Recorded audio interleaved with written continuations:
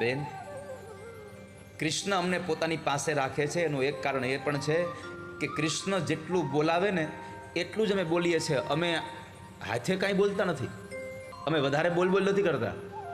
જેટલું બોલાવે એટલું જ બોલીએ છીએ. અને આ સંસારમાં બને તેટલું મૌન રહેવું. આખો દિવસ તમારાથી મૌન ન રહેવાય તો કંઈ વાંધો નહીં, પણ સવાર અને સાંજ આ બે સંધ્યાટાણું થાય ત્યારે કમસે કમ અડધો કલાક મૌન રાખવું જોઈએ માણસ. સંધ્યાના સમયે કોઈ વાતોચીતો ન થાય આપણાથી. સંધ્યાના સમયે કોઈ ખરાબ એવી ભાવની વાતો ન થાય જેથી કરીને સંધ્યાના સમયે દોષ ન લાગે. બે સંધ્યા, સવાર અને સાંજ, આ બે સંધ્યા તમે માણસ કમસે કમ અડધો કલાકનું મૌન રાખે.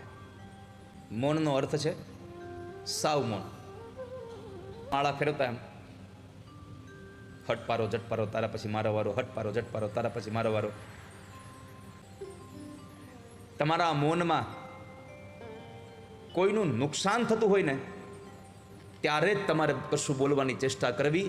બાકી કોઈ પણ જગ્યાએ ક્યારેય પણ તમારા મૌનના સમયમાં કશું ન બોલો, ચૂપ રહો. બસ અડધો કલાક સવાર, અડધો કલાક સાંજ, બે સમય મૌન રહેજો.